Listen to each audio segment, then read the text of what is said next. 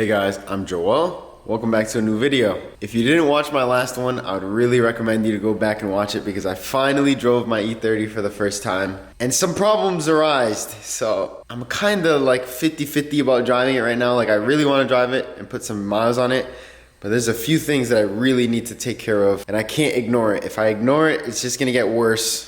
And I'm trying to do better about ignoring things that really need to get checked over. Firstly, the car looks absolutely amazing. I can't believe how much better it looks with the caps on the center of the wheels and with that trim piece on the front of the bumper. It just looks complete and it's just so much cleaner now. Like, I can't get enough of it. To me right now, I think the biggest and most important thing about the car is that it's still leaking, and I believe it's from the turbo drain. I've always had issues with this turbo drain just because it's very close to the exhaust manifold and it's just all in the way of everything. So as you can see, since this is a small turbo and there's a small hot side, the center of the turbo sits very close to the exhaust manifold and everything is just very tight. And the problem is that the fitting is hitting on this beauty shield right here, and the beauty shield was getting pretty hot because of the downpipe. I need to rewrap the downpipe, and some of you made a very good suggestion. I need to hit this downpipe with a hammer right where it's hitting, dent the hell out of the downpipe so it doesn't hit, and then I can rewrap it with the heat pipe and hopefully this shield won't get as hot as it was. But the drain also looked like oil was coming out from around this seal, and there's oil coming around from the bottom, so I just want to get a whole new drain line situated. So that's priority number one. And at this point, I think I'm about to spend $120 on a flexible drain that has a 10 AN on the bottom. The flexibility is gonna be really nice so I can get it down and away from my exhaust manifold. When that comes in, I'll make sure to show you guys. But the other thing, there's a clicking in my rear end and it's kinda intermittent, but it's on this wheel right here. I wanna take the wheel off, take the axle out, take the rotor off, and see what my e-brake looks like, because that clicking definitely could be my e-brake. And I just need to make sure, because I've had it happen once in my convertible that my e-brake assembly just exploded and the car was like getting locked up, like the wheel wouldn't turn because it was getting wedged in. So it actually is a very big deal. I can't let this blow over, because if this wheel locks up at any speed, that'll be very bad. Let's get into this and see what's up with this. I'm gonna officially order the drain for that. I said it in the video now, so I'm gonna buy it. It was just, I couldn't bring myself to spend so much money on a fitting, but whatever. That's the name of the game with these cars. Sometimes the specialty fitting that you need is very expensive, but once you have it, you're gonna be like, damn, I'm glad I did it.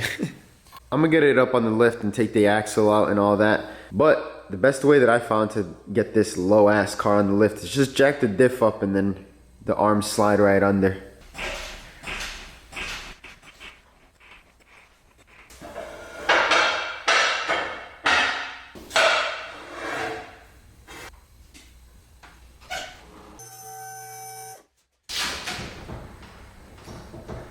Give it a good few pushes, it's not going anywhere.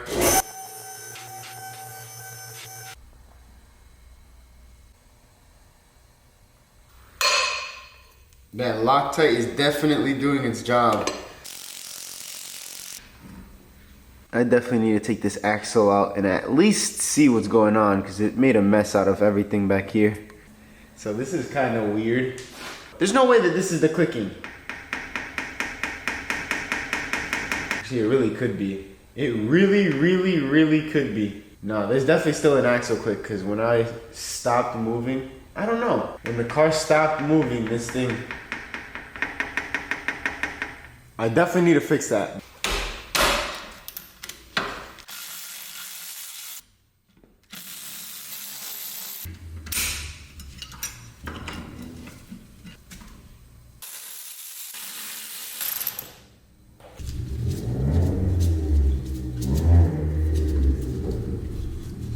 Omar's definitely loving that caliber so far. Yes, the e-brake is up, so it's not making this be able to come off. There we go. Yeah, it's definitely not the e-brake assembly. The e-brake assembly looks perfect. Okay, that's good to see. So now I know 100% it's not this e-brake stuff. So I can just literally put it right back on, because I don't need to deal with any of that.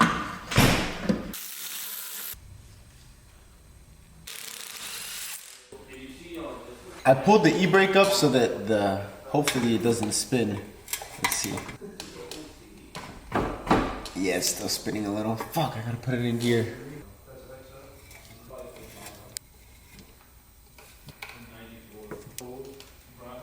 There we go. All the bolts are loose. Now I just gotta pop this axle out. Now I gotta hammer this axle out.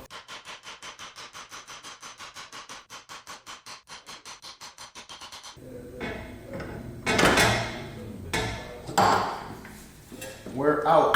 Oh shit. It doesn't even look like there's anything wrong, but there's grease coming out of here. And I'm pretty sure this is a cap that goes over and clicks onto here. I've had it pop off on another axle. I'm pretty sure I've had it come off on this side, hammering this on. But these are like press fitted in. So maybe the press fit came loose a little bit and started shooting grease everywhere, and now maybe it's low on grease and that's why it's clicking. I don't know. I mainly wanted to take the axle out so I could clean all this grease out, because this is making an absolute mess of everything. And if it's still clicking after, I don't know, then I guess we can see, but it doesn't look like anything is hitting in there. I don't want to take this clamp off because I don't have a replacement one, so I'm just gonna leave it on. I doubt I'm gonna be able to hear anything because I can't feel anything when I'm rotating it around like this. It's not getting caught up anywhere. So if it's still actually clicking, then I'll replace it.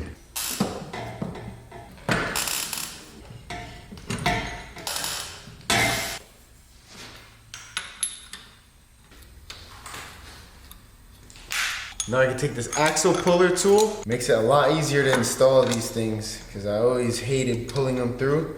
I would have to be hammering on the other side of the axle, trying to get it to come this way. But it was always a nightmare, and it sucked. There we go, it bottomed out.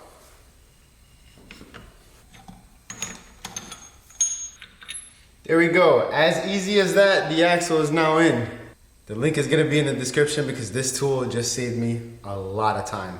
Before I would be hammering it from the other side, begging for this little piece of thread to be poking through so I can get the nut on there so it would pull it all the way through. Now I'm starting to think, what if it's possible that these axle spacers compressed the axles way too much and they didn't have enough wiggle room inside of them, and it made it so that it started clicking and pushing all that grease out. Because now that I see the other side also has grease, just like how this side did. Right there, now that I have a light, I can very clearly see that both axles are pushing grease. So what also makes me believe that is that there's hardly any movement in the axle in and out while it's in the air. So when it squats down, it's gonna make it so that that axle is literally just a tight fit in there and it has no side to side. But it definitely pushed the grease out. So I don't know. I'm gonna try uninstalling these axle spacers and seeing what happens, seeing if the click is still there. It's kind of sketchy now because now that the axle spacer is out, there's so much movement in and out on that axle. Like that axle has a whole bunch of play. But over here on the side that has the axle spacer, there's very little play. It's so tight and the wheel's off the floor. So I'm guessing, like I said earlier, probably is getting over compressed when it's lowered, which I don't know why my car would have issues with this and no one else's does, but yeah, I'm just working with what I got. I'm gonna do the same here. I'm gonna just loosen it, take the spacer out, and then put it back on. That's freaking hot. Just like that. Let's see how that works. The axle spacers are out. Yeah, I don't know. Let's see how that works. I got something new for the E30. For the time being, I got some pig mat. Hopefully with this, I can stop the leak a little bit because the fitting for my turbo drain is coming from Australia. I don't know how long that's gonna take to get here, but in the time being, I need to make the oil leak a little easier to manage. And I hope that this pig mat does the trick. This is like a super absorbent material that soaks up any kind of fluid, and apparently it stays nice and strong when it's completely saturated, which that's good. I'm gonna tape this to my skid plate just so that I can have something to catch on to. This is currently what I'm working with. The drain is leaking onto right there and it's dripping everywhere and it's getting brought back and everything. I think even if I put some pig mat up onto the steering rack, it'll also be a pretty good idea. But this fitting is leaking from down here and from the top, so it's just totaled all around. Damn, this actually came out fire. I poked the zip tie through the pig mat on both ends around the drain, and hopefully that's good now. Clear tape on this side, so there we go. I'm ready to go for a drive. I'm gonna pull it out and see if the rear end is any better, because it was kind of unbearable before. I drove the E30 home and I logged the whole drive so that I can come in on my desk and do the same thing that I did in the last video, just making sure the air fuels are somewhat happy. I could tell that it was a lot rich after letting out, and while I was driving, it got super rich and it was popping, shooting flames, and I don't want it to run that rich while it's doing the braking. I came in and I was just looking at the whole log. There was a whole bunch of rich spots down here, and then just up here needed a little more fuel. But besides that, I just came in, made some little adjustments. Hopefully it's gonna be better. Let's go see. I just checked on the pig mat fitting and it looks like it actually did a very good job at holding the oil in, and I can see that it's leaking a lot from the drain. The fall weather is officially here. It's mid-October. It's kind of cold, but the car looks so good. I want to go out and drive this thing. I'm still breaking the engine in, so I'm not going to go too hard on it, but I did let it idle for kind of a long time, like while I was still trying to figure out the tune and stuff. So I want to clear it out. I want to, you know, get some boost ran through it. We just took 7.8 gallons with just a few. I drove it about 160 miles so far, and that's how many gallons it took.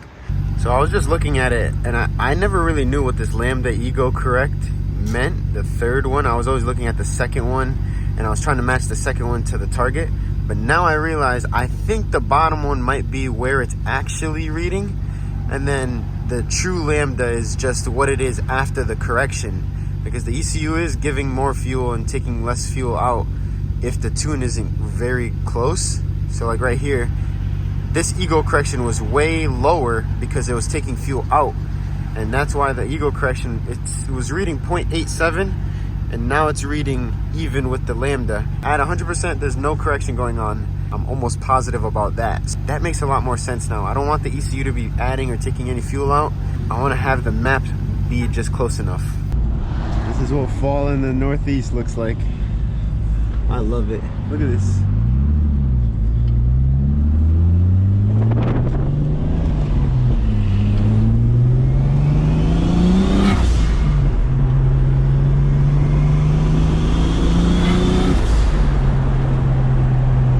Now that I understand that ego correction a little bit better, I'm gonna make sure that I go into the log after this drive and I try and get it so that there's no correction anywhere.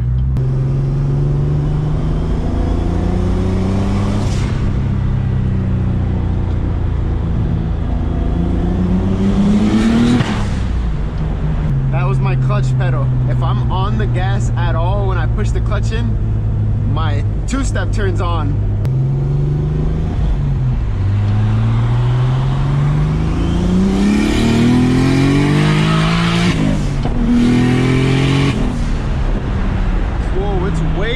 Now, what the fuck? It's so loud, but like good loud. Holy shit. Dude, this car is scary. It sounds so good.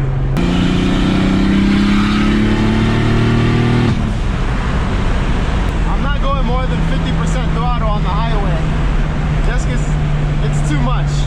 It's too much load. I just want to give it a little bit of load, but not full boost. It's only making like 6 PSI when I do these pulls. But when I go 100% throttle, it'll start making 10. But look at these trees though.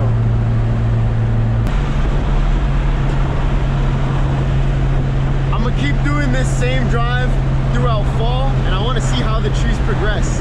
It's gonna look so cool.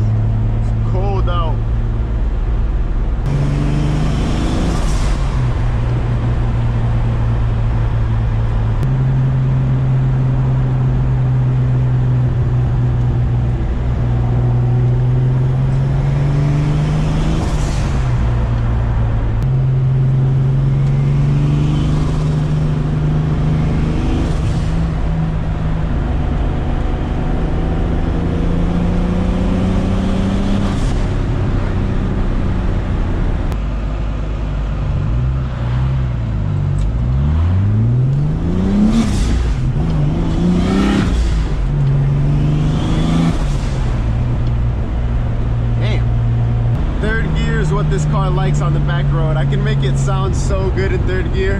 Damn, look at these leaves.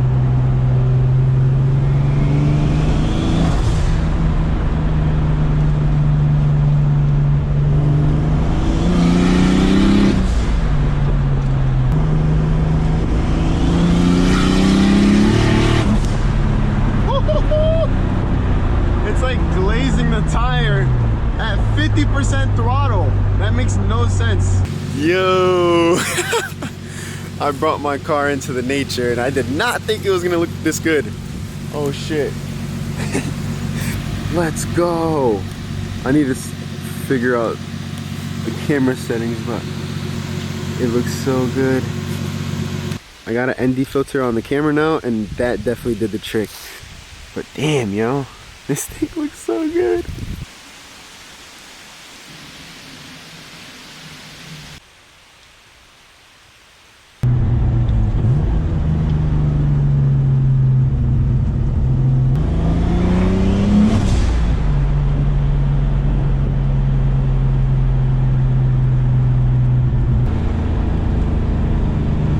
Let it do some good decel.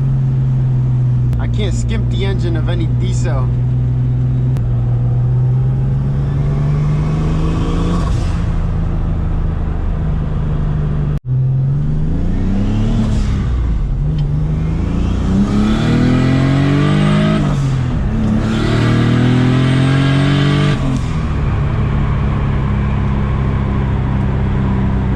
I need to let the engine decel. That was a good pull though. I'm not going anywhere near 100% throttle, but it sounds like a lot.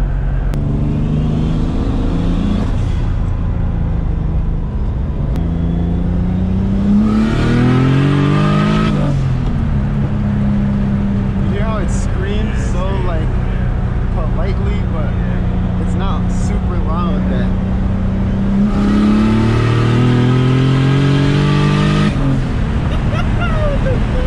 It sounds crazy, right? Like the wastegate sounds like just so, I don't know. It just not sound the same though. It sounds so good.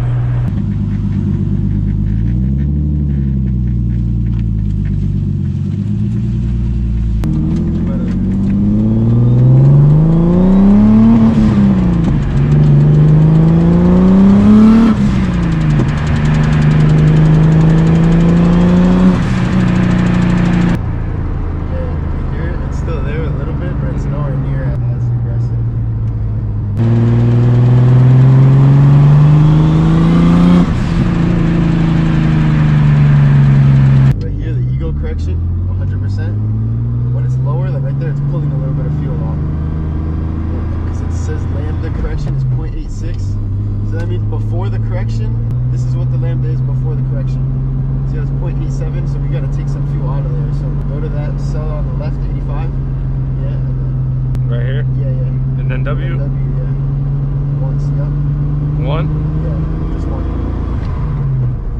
Right there, it's pretty happy. Right there, you can take one out, yeah. W? Yeah.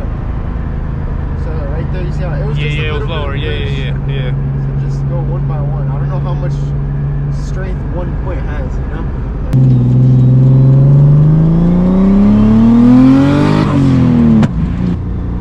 Oh, that's gonna be a huge fire on camera, bro.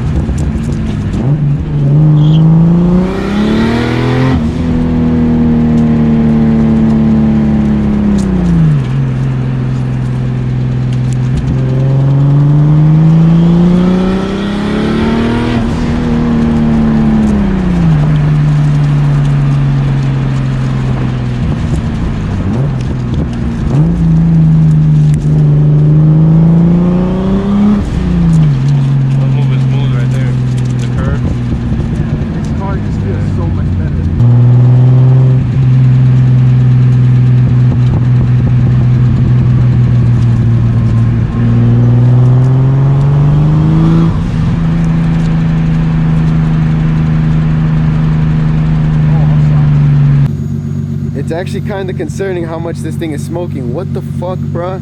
Right after the rips, this thing is smoking a lot. The machine shop did say to stop using braking oil once the engine stops burning oil. So I guess the braking process is literally just burn oil until the rings are all bedded in and seated. But I don't know. So they love our cylinder, bro.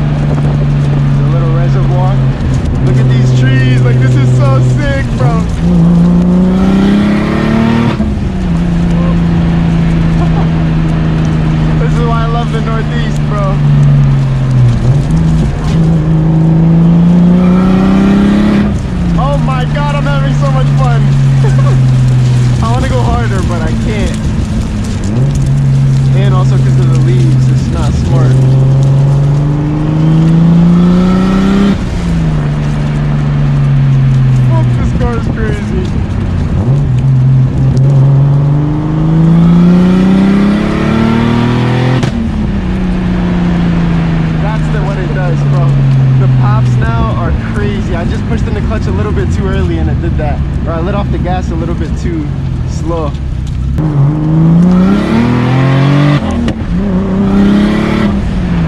Dude, it's glazing the tires at fucking 50% throttle. It's definitely because my tires are shot. It has to be. I just got to the shop in the E30 and I now have 275 miles on that car. I think once I get to about 500 miles is when I'm gonna do the oil change, get some more braking oil in there, and after that is when I'll feel confident doing 100% throttle, because it doesn't take too long for it to break in. There's people that rebuild an engine and then literally start ripping on it the day after. I'm giving it some time before I go 100% throttle. But honestly, I need to give a huge thank you to Injector Dynamics, because they didn't sponsor the video or anything. They just gave me my car back. Finally, they gave me a car that it drives so much smoother now, and I can only think that that's because of the injectors. Before, if you guys watched my DoorDash videos, the car would stall every single time I pushed the clutch in and I didn't catch it. It was so hard to drive this car, and it took so much effort because the car just was never happy, and I'm assuming it's because of the injectors, because now that I changed that out, it never stalls out and the car just feels so smooth and so crispy.